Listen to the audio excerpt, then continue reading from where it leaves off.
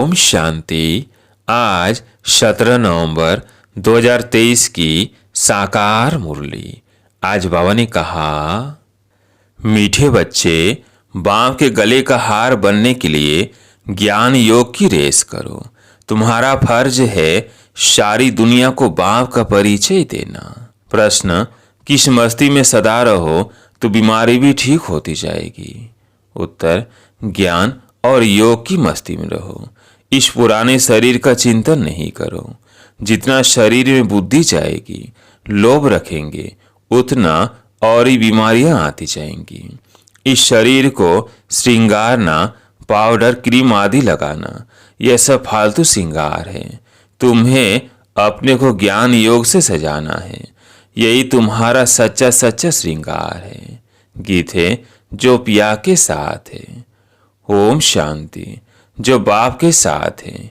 अब दुनिया में बाप तो बहुत है, परंतु उन सभी का बाप रचयिता एक है। वही ज्ञान का सागर है।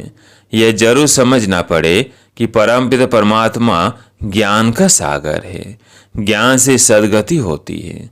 सद्गति मनुष्य की तब हो जब सतयुग की स्थापना होती है। बाप कोई सद्गति दाता कहा जाता है। जब संगम का समय हो तब तो ज्ञान का सागर आकर दुर्गति से सद्गति में ले जाए। सबसे प्राचीन भारत है। भारतवासियों के नाम पर ही 84 जन्म गाए हुए हैं। जरूर जो मनुष्य पहले पहले हुए होंगे वही 84 जन्म लेते होंगे। देवताओं के 84 जन्म कहेंगे तो ब्राह्मणों के भी 84 जन्म ठहरे। मुख्य को ही उठाया जाता है। इन बातों का किसी को भी पता नहीं है। जरूर ब्रह्मा द्वारा ही सृष्टि रचते हैं। पहले पहले सूक्ष्म लोक रचना है, फिर ये स्थूल लोक। यह बच्चे जानते हैं सूक्ष्म लोक कहाँ है, मूल लोक कहाँ है। मूल वतन, सूक्ष्म वतन, स्थूल वतन, इसको ही त्रिलोक कहा जाता है। जब त्रिलोकी नाथ कहते हैं तो उसका अर्थ भी चाहिए ना। कोई त्रिलोक होगा ना। वास्तव में त्रिलोकी नाथ एक बाप ही कहला सकते हैं और उनके बच्चे कहला सकते हैं। यहाँ तो कई मनुष्यों के नाम हैं। त्रिलोकी नाथ, शिव, ब्रह्मा, विष्णु, शंकर आदि। ये सब नाम भारतवासियों ने अपने ऊपर रखा दिए हैं। डबल नाम भी रखाते हैं, राधे कृष्ण, लक्ष्मी नारायण। अब यह तो किसको पता नहीं। राधे और कृष्ण अलग अलग थे। वो एक राजाई का प्रिंस था, वो दूसरी राजाई की प्रिंसेस थी। यह अभी तुम जानते हो।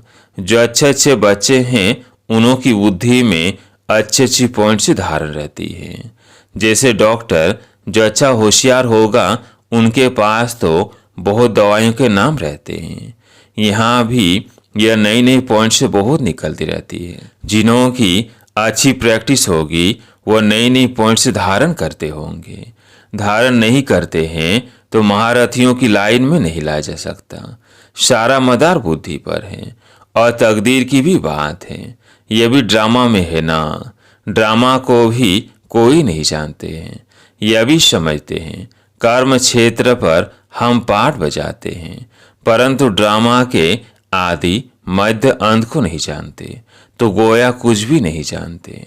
बाप आए हैं, बच्चों को मालूम पड़ा तो बच्चों का फर्ज है औरों को भी परिचय देना। सारी दुनिया को बतलाना फर्ज है। जो फिर ऐसे ना कहे कि हमको मालूम नहीं था, तुम्हारे पास बहुत आएंगे, लिटरेचर आदि बहुत लेंगे।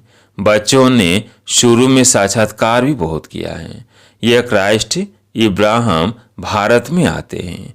बरोबर भारत सबको खींचता रहता है। असल तो भारत ही बेहद के बाप का बर्थ प्लेस है ना, परंतु वे लोग इतना कुछ जानते नहीं हैं कि यह भारत भगवान का बर्थ प्लेस है। भल कहते भी हैं शिव परमात्मा, परंतु फिर शव को परमात्मा कह देने से बेहद के बाप का महत्व तो गुम कर दिया है। अभी तुम बच्चे समझाते हो भारत खंड सबसे बड़े से बड़ा तीर्थ स्थान है। बाकी और सब जो भी पैगंबर आदि आते हैं वो आते ही हैं अपना अपना धर्म स्थापन करने। उनके पिछाड़ी फिर सब धर्मों वाले आते जाते हैं।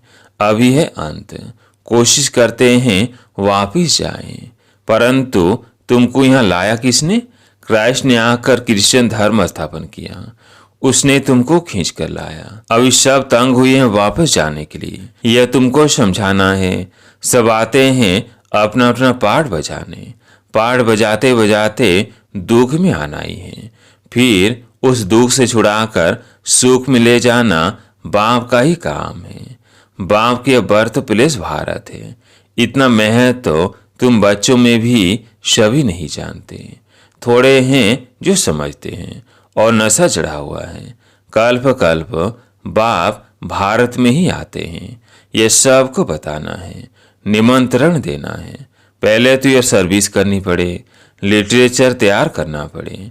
निमंत्रण तो सबको देना है ना। रचयिता और रचना की नॉलेज कोई भी नहीं जानते। सर्विसुल बनकर अपना नाम वाला करना चाहिए। जो तीखे बच्चे हैं, जिनकी बुद्धि में बहुत पॉइंट्स हैं, उनकी मदद सब मांगते हैं। उनके नाम ही जपते रहते। एक तो शिव बाबा को जपेंगे, फिर ब्रह्मा बाबा को, फिर नंबरवार बच्चों को। भक्ति मार्ग में हाथ से माला फेरते हैं। अभी फिर मोक्ष नाम जपते हैं। फलाने बहुत अच्छे सर्विसुल है, निरंकारी हैं, बड़े मीठे हैं, उनको देहाभिमान नहीं है। कहते हैं ना, मीठा गुड़ तो घुराए, अर्थात मीठे बनो तो सब मीठा व्यवहार करेंगे।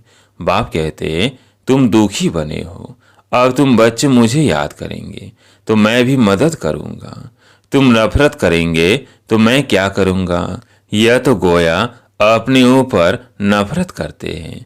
पद नहीं मिलेगा, धन कितना अथाह मिलता है।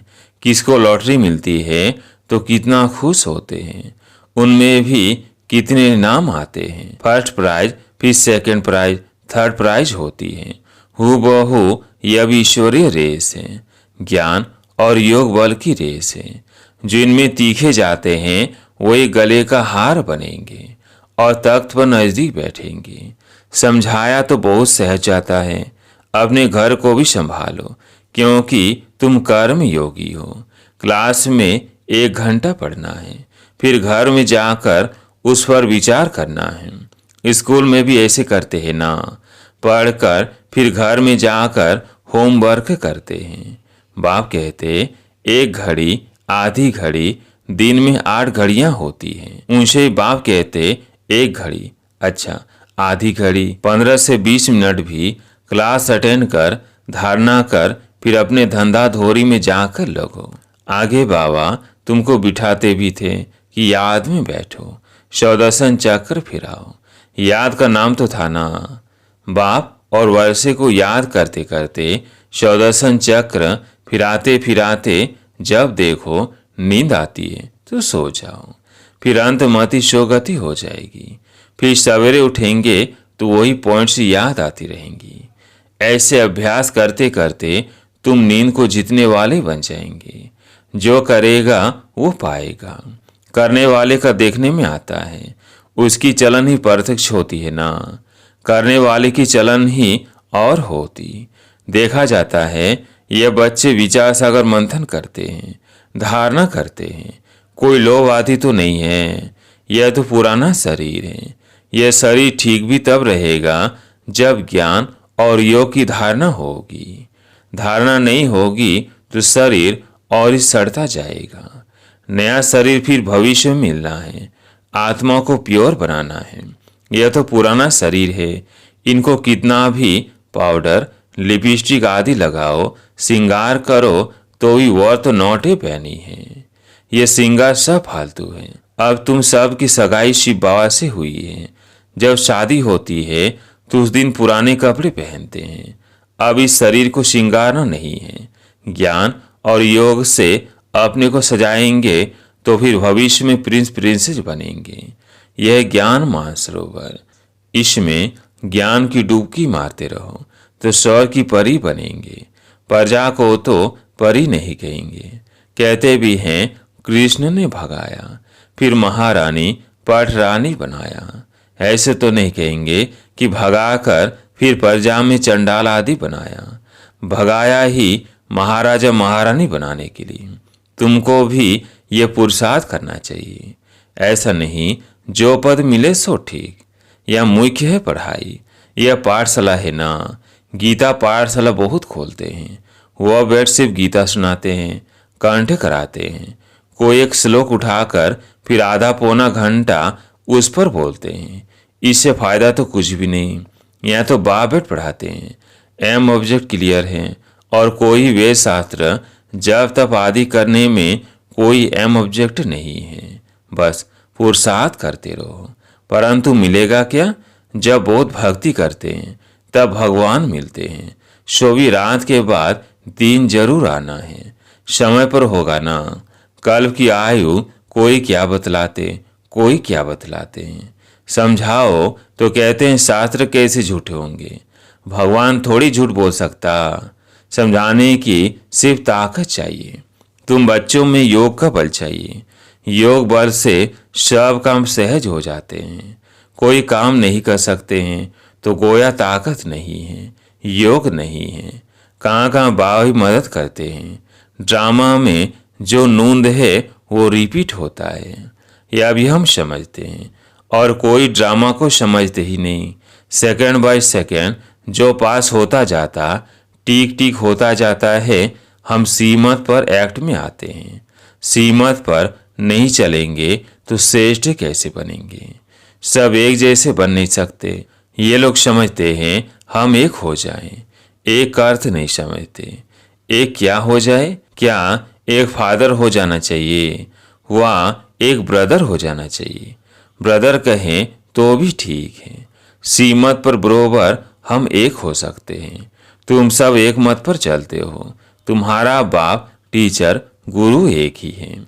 जो पूरा सीमत पर नहीं चलते तो श्रेष्ठ भी नहीं बनेंगे।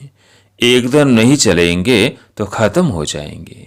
रेस में उनको ही निकालते हैं जो लायक होते हैं। जब कोई बड़ी रेस होती है तो घोड़े भी अच्छे फर्स्ट क्लास निकालते हैं, क्योंकि लॉटरी बड़ी रखते हैं। यह भी अश्व रेस है। हुसैन का घोड़ा कहते हो ना, उन्होंने हुसैन को घोड़े पर लड़ाई में दिखाया है। अभी तुम बच्चे तो डबल अहिंसक हो। काम की हिंसा है नंबर 1। इस हिंसा को कोई जानते ही नहीं। सन्यासी भी ऐसे नहीं समझते हैं। सिर्फ कहते हैं यह विकार है। बाप कहते हैं काम महाशत्रु है। यही आदि मध्य अंत तुमको दुख देता है। तुमको ये सिद्ध कर बताना है कि हमारा प्रवृत्ति मार्ग का राजयोग है, तुम्हारा हठ योग है। तुम शंकराचार्य से हठ योग सीखते हो, हम शिवाचार्य से राजयोग सीखते हैं। ऐसी ऐसी बातें समय पर सुनाना चाहिए। कोई तुमसे पूछे कि देवताओं के 84 जन्म है तो भला इन कृष्ण आदि के कितने जन्म है? बोलो यह तो तुम हिसाब करो ना। 5000 वर्ष में 84 जन्म हुए। क्राइस्ट को 2000 वर्ष हुए। हिसाब करो एवरेज कितने जन्म हुए? 30 से 32 जन्म हुए होंगे। यह तो क्लियर है।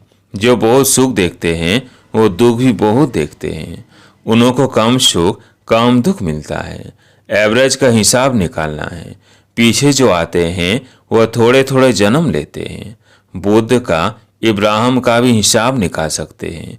करके 1-2 जन्म का फर्क पड़ेगा। तो ये सब बातें विचार सागर मंथन करना चाहिए। कोई पूछे तो क्या समझाए? फिर भी बोलो। पहले तो बाप से वर्षा लेना है ना। तुम बाप को तो याद करो। जन्म जितने लेने होंगे उतने लेंगे। बाप से वर्षा तो ले लो। अच्छी रीति समझाना है। मेहनत का काम है। मेहनत से ही सक्सेसफुल होंगे। इसमें बड़ी विशाल बुद्धि चाहिए। बाबा से और बाबा के धन से बहुत लाभ चाहिए। कोई तो धन ही नहीं लेते। अरे ज्ञान रत्न तो धारण करो तो कहते हैं हम क्या करें। हम समझते नहीं समझते हो तो तुम्हारी भावी। अच्छा, मीठे मीठे सिकिलते बच्चों प्रति माता पिता बाप दादा का याद प्यार और गुड मॉर्निंग। रूहानी बाप की रूहानी बच्चों को नमस्ते। हम रूहानी बच्चों की रूहानी बाप दादा को याद प्यार गुड मॉर्निंग नमस्ते नमस्ते। धारणा के लिए मुख्य सार। पहला पॉइंट, किसी से भी नफरत नहीं करनी है, सबसे मीठा व्यवहार करना है।